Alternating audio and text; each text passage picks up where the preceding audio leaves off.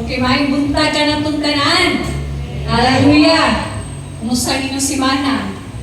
Na-stress na bang tanan sa inyong newsfeed?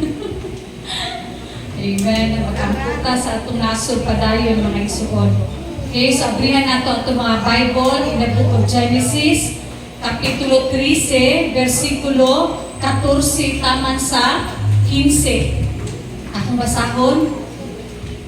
Sa Biblia na si Lut, ang Ginoo miingon kang Abraham. Gikan sa imong nahimutangan, lantawa pag-ayo ang tanang dapit. Ihatag ko kanimo o sa imong mga kaliwat ang tanang yuta nga imong makita o maimo na kini sa dayon. Mag-ambot ka. Ang dalay ko na buhi nga Diyos, nimi kabuntagon, among kang pasalamatan sa imong presensya. Salamat sa imong gugma, salamat sa imong grasya, Ginoo nga may puno sa magkakasing-kasing karon.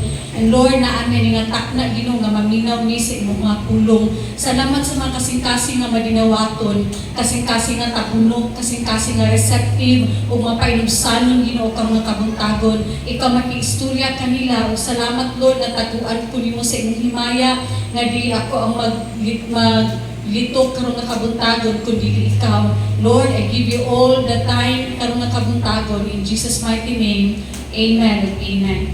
Karong kabuntagon mga isong gusto na kong isgutan ang kinitawag na ito nga the confidence of Abraham.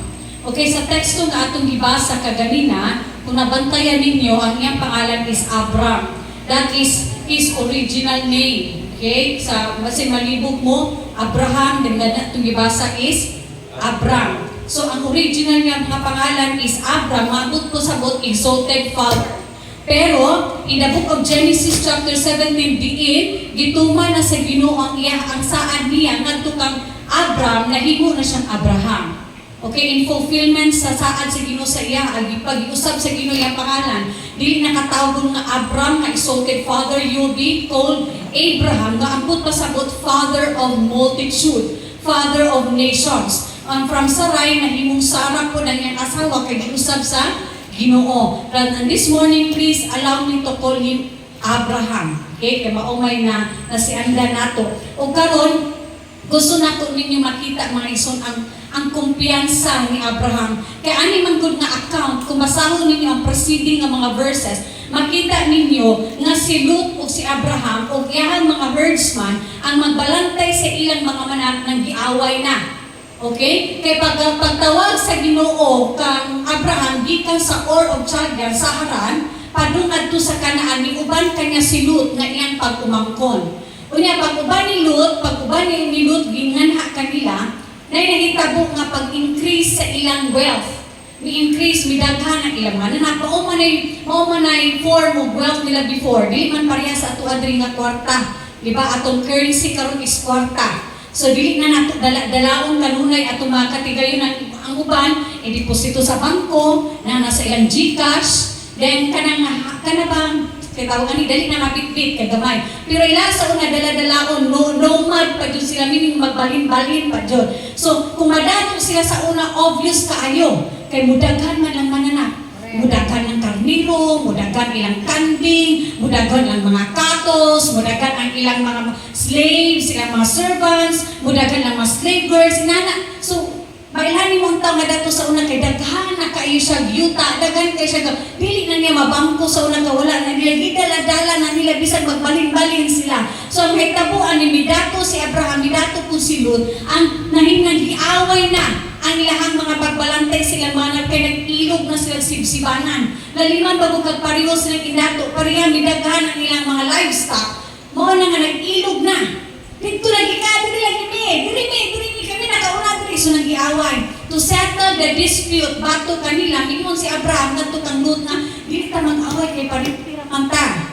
Ang imuhang mga magbalantay sa imong anak di dapat mag-away kay parintira man ta. So karon magbulag ta. Ingana si Abraham. So magbulag ta. Then, diri ko na-bless. Isa sa mga story ko na na-bless ko sa kinabuhi ni Abraham, kay tanan man jud no sa YouTube, sa kinabuhi ni Abraham is, maka-bless man jud kaayo tan-aw. Pero diri mga isuon is, siya na mismo, kana bitong gapa, gi-give up niya ang iyang right. Iyan ipapili og una si Lut. Okay? So gipapili ni Abraham og una si Lut. Nga in 13 verse 9 ingon siya diha nga busa magbulag kita pagpilig yuta nga buot mong puy-an ug biyak kanako kun adto ka sa usa ka dapit adto ako sa lain. So sa lain translation ni sa English kay man siya nga look at the lands before you. Naa sa mga tubangan. Kung moadto ka sa tuo, moadto ko sa wala. Kung moadto ka sa wala, moadto ko sa tuo. Nagparaya si Abraham mga isuon. Wala siya nakipay nga ako dapat ang magbuot kay ako ang gitawag sa Ginoo nga manhid rin kasunod-sunod ra kanako. Gakuyog-kuyog ra kanako. Wala ningon si Abraham. Ako dapat ang magbuot kay ako ani tanan, ako gisaaran sa Dios ani. Dapat ako. Angkol ko nimo pag kumangkon ra ka. Di ba? Saya ako muna inom tubig kay mama ko, anak ra ka, di ba? So gi-give up ni Abraham na siya nga right mga isuon. Nagparaya siya and then gitugutan niya nga mupuli muuna og pilit si Lot sa mao nga nakita niya ngayon nga magbulag sila. So kung muadto siya sa tuo, si Abraham muadto sa wala. Kay kung muadto sa wala, muadto po siya sa tuo. So, sa next verse, makita nato din sa 10 to 13 na gilukop pagtanaw ni Lot ang Jordan. Okay? Naabadihan niya sa Genesis 13, 10 to 12. So, busa gilukop ni Lot pagtanaw ang palibot ug nakita niya ang tibok walog sa Jordan hangtod ngadto sa Zoar. Okay? So, daghang tubig sama sa panaman sa Ginoo o sama sa yuta sa ito. So, the plains of Jordan nga nas na atubangan maisuod, grabe ka well watered. I-describe niya, kasama kuno siya sa tanaman sa Ginoo katong Garden of Eden. Kaya naamay siya, low-lying valley. Kumbaga naa siya sa ubos. Ang mga kabukiran, nagpalibot niya, din naa siya sa ubos. Then naa siya Jordan River sa unahan, paingon pa dyan sa Zoar. Then, daghan kayo ang tubig. Matod pa, i-describe niya siya sa English lush. Lunahaw kayo siya na dapat na green-green. Unlike nga to sa Jordan, mga isuon, sa hills of Canaan, dry siya. Kung sa kagwapa ang plains of Jordan, ang hills of Canaan, maupo siya ka-dry. Maupo siya kalubak-lubak, katabunog. Kana yung gasaligra siya sa rainforest. Unlike sa plains of Jordan, nga na ay Jordan River nga nagtubig jud kanunay well watered. So abunda, kumusip-sip ang mga mananap dito, maapas jud dayon sa vegetation. Maapas mapulihan jud dayon. Unlike sa hills of Canaan, magsaligra sa ulan gikan sa langit. And kabatuan, nakaatubig na po na atong Sunday, nakapanumpa po. Di na dyan kumabalik kay Perti dyan hadluka kaayo sa Misaka to the highest level of nervous. Kaya pag kanang itong liko, na Perting gamaya dyan sa dalan, yung liko siya ana, nahunong ang sakinan, gihandrik ni Kevin, ay wala napalong, nahunong kay ay mag-ilisog, kambyo na po, anak. Sus, di ba ko, nakasipat po niya, wala lang ko nagpanik, kaya mapanik po niya siya, yung tanong ko na kung saan rin. Kaya siya, kalma lang. Kaya ang kanang mountainous, di ba, kabatuan, di purma. Di ba, kung magtanong ka o magpasibsib ka, dili dito siya ideal, dili dito siya inanak kanindot. So, mauna ang hills of Canaan, unlike sa Jordan of River. Then, makita ninyo mga isuon, nga ang gipili ni Lot aning account is, syempre, kanto yung plains of Jordan. Diba? Kay very promising. Bisan siguro ka mo. Diba? Mabasol ba nato si Lot kung pili mo na ito adagan mo kung mananap? No. Dagan ko kung ang importante kay na kung maayo nga sipsibanan, importante kay na kung lunaw, ay importante kay na kung tubig. Doon siya sa mga syudad, doon siya sa Sodoma o Gomora at tumatay mga isuon, and then doon siya sa trade, center of trade. Diba? Kung asa din ang tubig, ang dagat, dagan ang business. Diba? So, mga yung ipili. Then, obvious kaayo. So, matupad that chose, ang pagpili ni Lot mga isuon is very obvious. And I know that Abraham, I believe na si Abraham po, kabalo siya nga ang piliho na Diyod ni Lot, katod yung plains of Jordan. So, laktod na pagka-istorya mga isuon, si Abraham nagparaya siya. O kumpiyansa siya na ibihatag ngadto kang Lot ang pinakamaayong yuta bisan og mapunta siya sa tabunok, kabatuan ug dili level na hills of Canaan. Kumpiyansa siya iso na naman. I believe na kumpiyansa siya tungod kay it is God's will for him. Okay? Gipilit niya ang Canaan. Abraham chose Canaan because it was God's will. Mao'y kabubuton sa Dios kaniya. So gipili to niya, dili lang itong nagparaya siya kay mas gigugman niya si kanang si Lot, pero kabalo din siya, mauna dyan yung piliyon ni Lot. Pero nagparaya gihapon siya kay ang kanaan mo ay kabubuton sa Dios siya. O siya itanaw sa kanaan na, Lord, mo ni isahan mo na ako. Kanino sa place of Jordan, Lord, man dili mo nang kabatuan man o man naglilibig. Unsa ko na naman ako mananap og Ginoo sa sibsiburo ng mga sagbot ani. Di pa jud siya green or lunahaw mga isuon nga dry pa jud siya. So kumbaga imo mga nanap at di jud mabuhong, mapuan jud mahago jud nagadagan atong kabukirang pinangitan maayo pang sibsiban. Pero nagparaya siya pero gihatag ni gitugyan niya man naman gipili niya kung sa'y kabubuton sa Ginoo sa ikinabuhi. Kung tanaw ninyo in Genesis chapter 12 mga isuon, ang gisugo dyan sa Ginoo sa iyahay mo siya diri, biyai ang imong nasod o ang imong mga paryente o ang balay sa imong amahan o lakaw ngadto sa usa ka nasod nga ipakita ko kanimo and this is Canaan. So, ang mga succeeding verses mag-confirm ang i-refer sa Ginoo ni Maison is ang Canaan. Ang Canaan mo ay gisaad sa Ginoo ngadto ka ang Abraham. So gipilit ni Abraham ang mupuyok diha sa kabubuton sa Dios, mga isuon. Unsaon man niya ang kalunhaw sa Jordan kung dili na mo ay gisugo sa Dios kaniya. Unsaon man niya ang kalunhaw o ka-prosperous abundant sa dapit kung dili na mao ang kabubuton sa Dios kaniya. So kumpiyansa siya na bisan asa man siya paingon mga isuon basta naa siya sa sentro sa Dios, there is blessing, there is abundance, there is prosperity. Amen? Nasayon siya. Kumpiyansa siya na bisan naa siya dito sa dapit nga dili kay nindot o dili abudan siya. Basta naa siya sa sentro sa kabubuton sa Ginoo, ang Ginoo mag-uban-uban niya, ang Ginoo nga tinugdan sa prosperity, tinugdan sa ulan, maoy mo panalangin kaniya. So mao ni konsepto ni Abraham ay isuon. Matod pa, living in the center of God's will means completely surrendering your life. Kompleto nga pag-surrender sa imong kinabuhi. Kung mingon ka mupuyo ka dinha sa kabubuton sa Ginoo, sentro sa imong kabubuton, isurrender nimo imong kinabuhi. Nanakip sa imong kinabuhi mga ison imong plano, imong ambisyon, imong mga damgo, imong mga tinguha, imo nang isurrender tanan sa Ginoo and to His leadership. Isurrender di ang imong kinabuhi kay itugutan na nimo siya nga mao ni mo dumala sa imong kinabuhi, dili na ikaw ang mo-decide sa imong kaugalingon. Kung imong kay surrender to God's leadership, dili na ka magbuot-buot sa imong kaugalingon, mo konsulta ka daan sa Ginoo ayak ka magbuhat og desisyon. That is surrendering to His leadership and trusting His plan. Musalig ka sa tanan niyang plano sa imong kinabuhi. Pareha ni Abraham mga isuon, without question misunod siya sa mga kabubuton sa Dios sa iyang kinabuhi. Amen? Sama gud sa mga pag-ampo ni Moises kung nakadumdum mo. Ingon siya, Lord, don't send us up from here kung dili manggaling ka makikuba na mo. Ayaw mi ipadala, Ginoo, ayaw mi palakwa ni dapita kung dili man ang galing makikuba na imong presensya namo. Kung sa may puslanan sa among paglakaw, kung di ka makikuba na mo, na gisumpay niya, which I love, bitaw, na what else will distinguish me and your people from all other people on the face of the earth? Kinsa kung sa pa may naghimo na mong kalainan, Ginoo sa ubang kanasuran, wala na. Kaya it's the presence of the Lord ang naghimong dakong kalainan sa mga Israelites, mga isuon.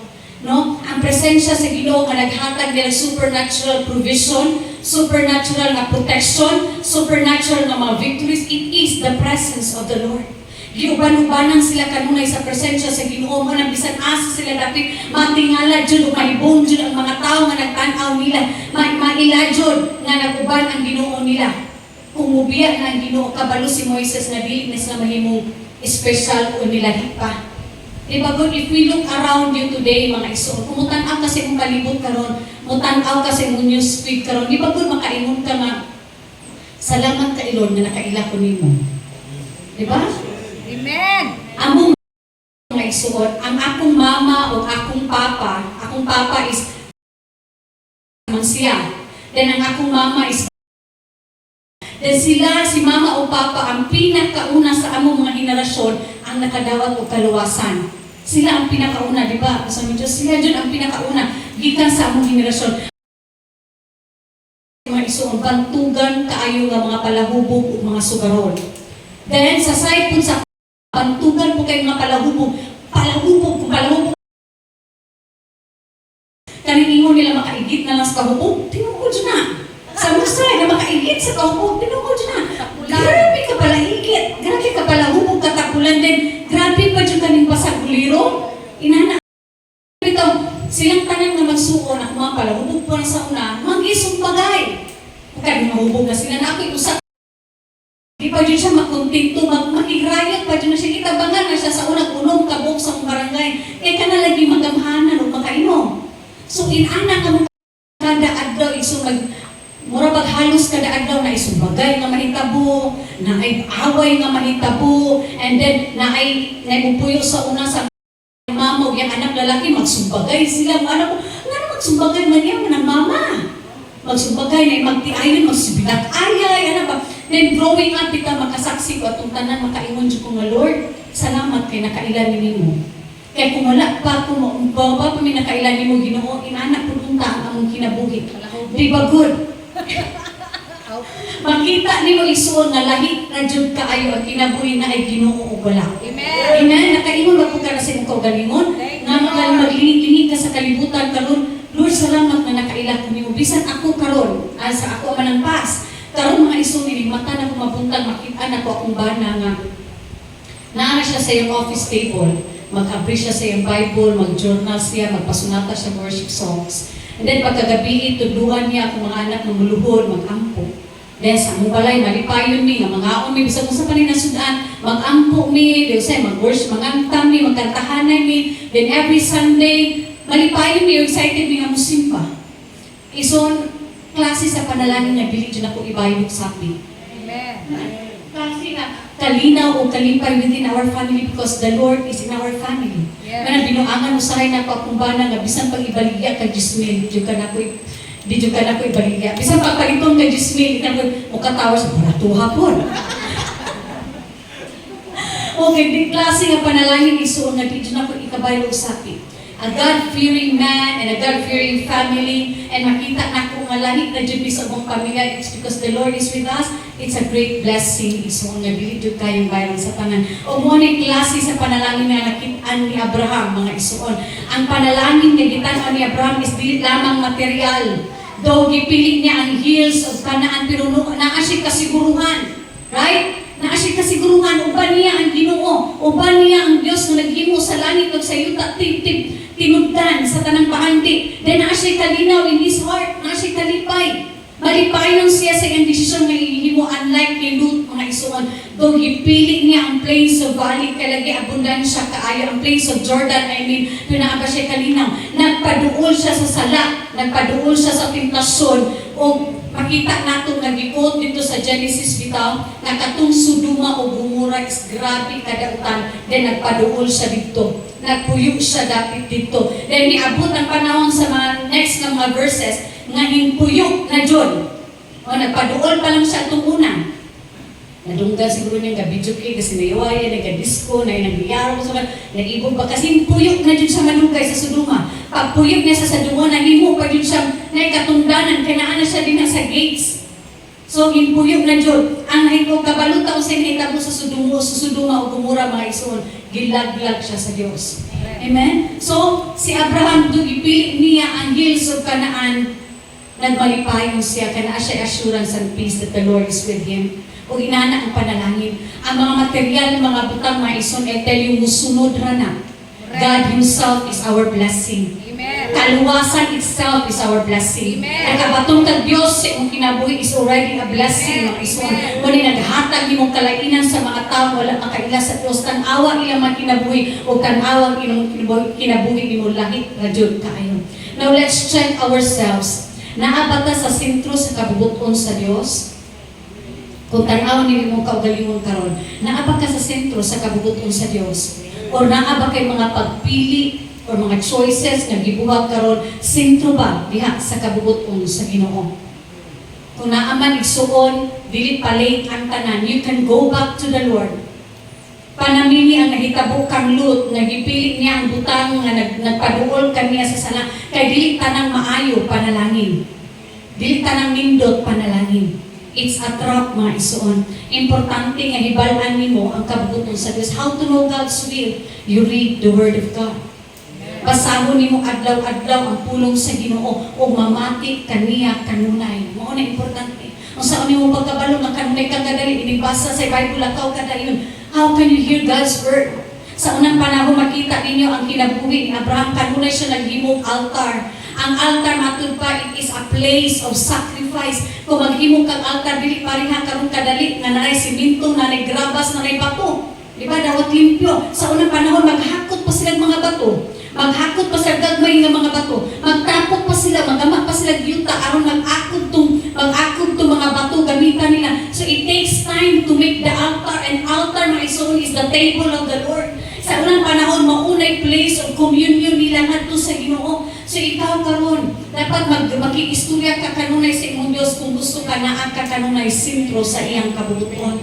Aron ikaw magiyahan sa kanunay, aron ikaw matudluan kanunay, aron ikaw makadungog kanunay sa Ginoo, mubasa ka sa iyang mga pulong. Kaya ang pulong sa Ginoo nga natanong sa imong kasintasin mo ay access sa balang Espiritu Santo. Nga panahon nga ang Ginoo makikistorya nimo sa wali, hadi mo click sa imong heart, imong hato. Ay, dili Lord, sa kuha itong kauban. Sayang mo siya simba karon. Diba, dili ka kagets. Kaya nga naman, huwag ka na puno sa pulong sa Ginoo. Mag-i-istorya siya sa miracle circumstansya or directly sa iyong mga pulo makabalo ka nga naman puno ka. Magiyahan ka kanunay mga isuon. And next, confident si Abraham nga pili sa Kanaan because maunay land nga gipromise sa Ginoo sa iya. Kanaan was his promised land. Mao'y gisaad sa Dios sa kaniya. In Genesis 12:7, ingon siya diha, mao kining yutaa ang ihatag ko sa imong mga kaliwat. Mao kining yutaa ihatag ko kanimo ug sa imong mga kaliwat. Hatagan ko ikaw, ginan siya sa Ginoo, hatagan ko ikaw daghang kaliwat. Mahimo kang akong nasod. And kung si Lot, mga ison, he chose by sight. Si Abraham, he chose by faith. Faith in the promises of God. Faith din sa mga saad sa Ginoo nga kining yutaa inani man ang itsura karon pero mao man gisaad sa Ginoo sa akuha. And makita nimo sa kinabuhi. Gitawag si Abraham nga isuon mag-recap ta. Naa pa siya sa Haran, 75 years old siya. Dahil si Sarai nga iyang asawa, si Sarah nga iyang asawa is 66. So pareho na silang gulang na. So sa atong panahon ko karon minupos na, di ba 50, minupos naman no? Pag 50 or 50 kapin, minupos na. Sila napas na dun sila mga isuon sa state na pwede pa nga mga anak. Then anit yung mga idara na 75 si Abraham, 66 si Sarah, wala sila mga anak. Hindi lang yung basta wala silang kaanak. Si Sarai is barren, baog siya. Dili na siya makapanganak. Pero pagtawag sa Ginoo kang Abraham, giignan siya nga tagaan ka na kong anak kung mudaghan ang imong kaliwatan. Kung ikaw makadungog, makaingon ka, hala Lord, minupos naman ko, di ba? Murang ba naman yung kuya, abilidad pa nga mga anak. Pero yung patuo siya sa Ginoo mga isuon. Then, gisaaran siya, anang idaramidagan pag 24. 24, no? 24 years, ay na pa, naburos si Sarah. Bidagan pa. So, 100 years old na si Abraham. Nanganak, or niabot si Isaac silang kinabuhi. Dugay kayo. Pero gikuptan gihapon ni Abraham ang saad sa Dios kaniya. Amen? So, kupti na pag-ayo kay chapter 15. Money account. Nabutang pa na ako Daniel sa Genesis 15. Naningil. So, wala pa niabot. Siguro naan siya sa mga kuwanan ni mga idara, 80. Naningil si Abraham sa Ginoo sa saad na Lord. Daghan kay ko katigayunan. Kinsa na lang may mahimo na kung panunod. Ang akong servant na si Eliezer. Siya na lang pa kay Lord, wala mo kaya tigulan naman ni kayo. Diningon siya ang Ginoo sa iya, no, dili siya. Then gidala siya sa Ginoo sa gawas. Tanawa ang langit ug itha ang mga bituon kung makaihat ka ba. Makabaton kag makaliwat na sama kadaghan ni anak. Na? Mituo si Abraham sa Ginoo tungod niini giisip siya matarong sa Ginoo. Mituo siya isuon diha dayon sa walay pagduwa-duwa sa diha nga naningil siya sa Ginoo. Lord, asa naman tunga saan. So gikuptan kanunay ni Abraham ang saad sa Dios kaniya. Bisan pag naa siya sa stage na imposible kaayo nga saan, midagan og pila ka tuig 24 years ay gihatag sa Ginoo sa gikuptan gihapon niya. Ikaw iso nakadawat ba kag saad gikan sa Dios? Yes. Yes. Nakadawat ba mo masanabi? Kaya ang Bible is full of promises. Gikan sa Ginoo, puno siya mga saan. Pero naan dito tayo mga specific life verse, di ba? Natay mga specific na mga bersikulo diha nga gisaad sa Ginoo sa ato mga kasing-kasing. I-confirm sa Ginoo sa ato mga kasing-kasing. Kung naa mo karon nga kabuntagon mga isuon, kuptina. Kuptina nga mga saara kayang imong Dios matinud-anon. Kung ituman niya ang iyang saad ngadto kang Abraham, tumanong usab niya ang iyang saad nganha kanimo o dili kaniya pakyason. In Hebrews 10:23 miingon siya diha nga magpabiling kitang malig-on sa paglaom nga atong gihuptan kay makasalig man kita sa Dios na tumanon gayud niya ang iyang saad. So kung sa gisaad niya din kanimo iya ng tumanon mga isuon. Then in 1 Thessalonians 5:23 ingon siya matinud-anon ang nagtawag kaninyo og buhaton gayud niya kini. Matinud-anon siya nga nagtawag sa tagsa-tagsa nato karon kabuntagon mga isuon. Manang kupti ang iyang mga saad. Usaon man nimo pagkupot. Di ba? Usaon man nimo pagkupot. Kanang magulat lang gani murag maboard na ganit ta kaayo. Kanang gani malakaw na may simbahan. Then mo na kung ba nang hulat ng sakadyo kay di paandar nga sakyanan di man akong padaganon nga dayon painiton pa man niya pag magpainit pabugnawon na po niyang sakyanan or pito ng minute na sa sulod na ako galing ko dagay ko dito kahulat wala pa o di ba kanang word na lang paghulat di ba aburido na ta correct then nahitabo na mukas ay advertisement na kadyo uso kong salidahan ni Aliana nga gikidnap. Sa kung salita probinsyano, asa sa una? Oh. Ginaog ko niya kay motor-motor kami sa una sa Caloocan. Ginaog ko niya sa Fairview. Sa Fairview to, di ba? Ginaog ko niya, diningon siya nga. Bulat lang ako, ingon ni siya, bulat ako diha. O kini di ka paabot nga gagugos kag bata, bulat ka itong naplin. Lalo ko siya, pero di ko kaagwanta ng magulat. Nabitaw ng tipo magulat ito ako ibuhat mo, magtanga ko. Isulod ko sa mall, una-una. Naagsiya ka, ituyog siya dito. Gatagbo na ni pero tungkol sa kadagan sa mga tao, wala, dyan ko kita niya. Di ibalik siya sa akyang ginaugan ako. Halagay, wala man ko dito. Unya siya nga si Tanaw, probinsyano, at nakain mo na siya gikidnap ko. Pero tingnan niya suri-suri sa tibok mall. Ano, asan mo ito bayanan din? At akong bag manggol nga na akong cellphone niya. Hinduon na siya pulis. Nga akong asawa ko, anak na wala, pili man ka oras, wala pa'y oras. Pero tinan niya pagka nagabas-pas siya pinahintay din. Pagka dito na dapat tumoy exit sa Robinson's Galleria man to, nagtagbuhay among mga mata. Imbes na masuko na ko, kanina ako, pero sinisuri, gabit-bit, aning bata. Halawa na ko kay mas una man siya suko. Kabalo ba kayo doon ako pulis? Kaya ako gikidnap na ka. Kidnap dayon?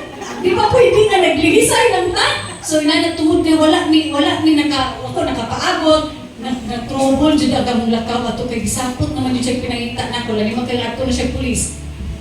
So waiting alone mga isuon is very hard.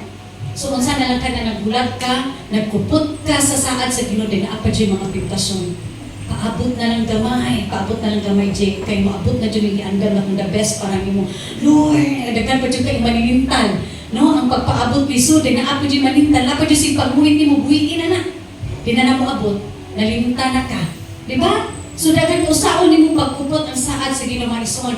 Ang mga gibuhat ni altars ni Abraham, mga isuon ato nga tayo sa iyang panahon, nagsimbolo po siya, memorials, mga handumanan. So kung ang Ginoo makiistorya nila anang taknaa, maghimo dayon sila og altar, some of it ha, maghimo dayon sila og altar, aron naa sila handumanan nga kining altara nakiistorya ang Ginoo nako. Ang unang altar nga gibuhat ni Abraham sa Shechem, diin nagpadayag ang Ginoo niya nga kining yutaan ihatag nako nimo pag-abot niya dito. So naghimo siya. So every time mga isuon nga mangita siya sa presensya sa Ginoo, mobalik siya adto nga altar. Kaya kato niya memorial. Ang dumanang to niya na nagsaad ang Diyos sa iya. So ikaw isuon, balik balik ato mga punto or mga panahon nga nakisaad ang Dios kanimo. Panahon nga mabugnaw ka, maluya ka o pinaabot isod, balik ato nga lugar di nga nakiistorya ang Ginoo sa imo, nagsaad ang Ginoo sa imo para mo balik ang imong kainit. Amen? So pagpili og lugar o dapit sa imong balay nga makikinabig ka sa Dios, maghimo kag altar din na sa imong balay nga makiistorya ka, magahin kag oras, magahin kag lugar, magahin kag oras nga diin makiistorya ka din niya aron ang mga saad sa Ginoo nga gihatag niya kanimo karon ay presko sa imong kasing-kasing. Nakadungog mo ni John Wesley nga naay kwarto daw niya nga naimpurma jud kuno ang duha niya katuhod. Kaysa kada adlaw niyang niluhod sa Ginoo, nastorya na siguro ni Pastor Mincho, kada adlaw niyang niluhod, kada adlaw, many hours nag-iistorya sa Ginoo din preserve na until this day ang purma sa mga tuhod ni John Wesley dito sa iyahang lawak. Mga isuon, napapanuluhod, mga ampo diya sa Ginoo karon. Apa diya magiging ko nga namang niya, arthritis naman ko. Diba? It doesn't matter kung saan imong posisyon kung mag-ampo ka diya sa Ginoo. Importante, tagaan mo siya quality time. Dinalit-dalit nga time. Magahin kag oras nga na kaniya. Mubalik ka sa mga moments din una kang nahigugma sa Ginoo. Mubalik ka ato mga moment iso nga gisaaran ka sa Ginoo. Aron ang iya mga saad sa imong kasing-kasing mabuhi, muinit pagbalik. Amen? So, pagdaha nga gihatag na sa Ginoo, kumpiyansa kay si Abraham nga mipili sa mga kanaan, gignan dayon siya sa Dios. In Genesis 30, sa teksto nato kaganina, paglakaw na ni Lot. Ilakaw naman si Lot, gignan dayon siya sa Ginoo before paana. Tama? Okay. Sa Biblia na si Lot, nagpili ay na sa ilaha. Gikan sa imong nahimutangan, lantawa pag-ayo ang tanang dapit. Sa English, ani kay as far as your eyes can see. So, kutob sa nakita sa imong mata. So, gikan sa imong nahimutangan, kutob sa nakita sa imong mga mata, ihatag ko kanimo o sa imong mga kayot, ang tanang yuta nga imong nakita o maimo na kini sa dayon. Bisan pag ang yuta nga gipili ni Lot, ihatag sa Ginoo kang Abraham mga isuon. Giignan siya nga kuto makita sa nakaadto ko sa Bukidnon before mo maabot sa Dahilayan na i-part dito nga pagkada ko adyan walay building, walay kuana, pwede siya napuno siya mais saging, walay di kanang tumoy nga makita sa imuhang mata. Wala dyan, perti lang kung adyan sa lugar. Nisa na na-imagine nito, ito na ko nagbasa kung ani po siguro itong time ni Abraham, nag-isaaran siya sa Ginoo, na kutob sa makita sa imong mata, akong ihatag kanimo. Mag-isaan sa Diyos nga na kaniya. Then in 17, busa pangandam, o suruya ang tibok yuta, kay kinintanan, ihatag ko kanimo.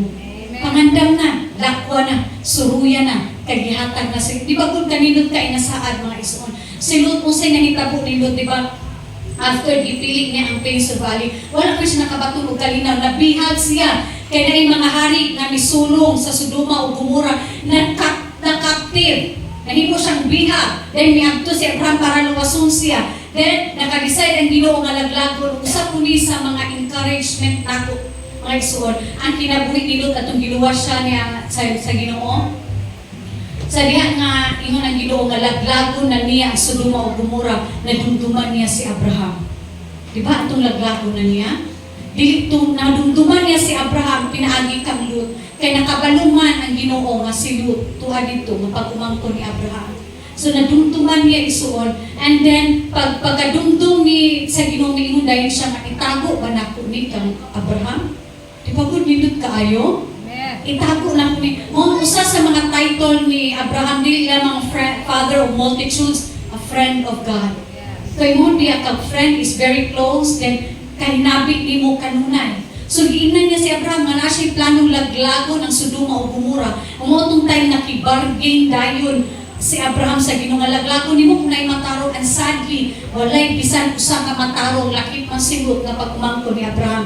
Pero tungod sa pagkamatinud-ano ni Abraham, tungod sa grasya o sa kaluoy nga ibati sa Dios ngadto kang Abraham, giluwas niya si Lot. Di ba gipadan-an niya og anghel. Then gani nagdumili pa si Lot pagkuyo. Then take note, ato bitang word na mingon ang anghel niya, bangon, lakaw na ta.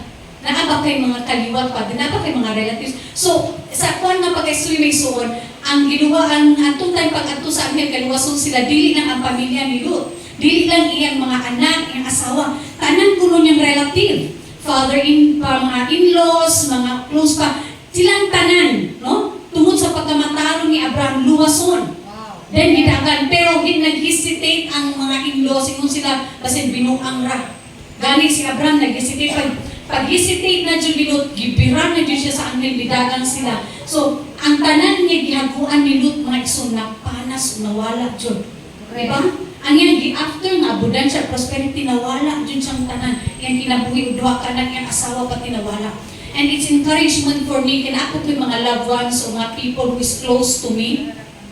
Lord, tanawon galing mi mo ilang kinabuhi, madumduman ang takpo ni mo, Lord, that I have been praying for them.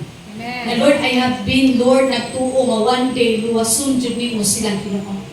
Lord, every time maglagot ka, magtanaw tungo silang pagkadaptan, uy, yampo ra ba ni Minchi? Yampo ra ba ni Maricel?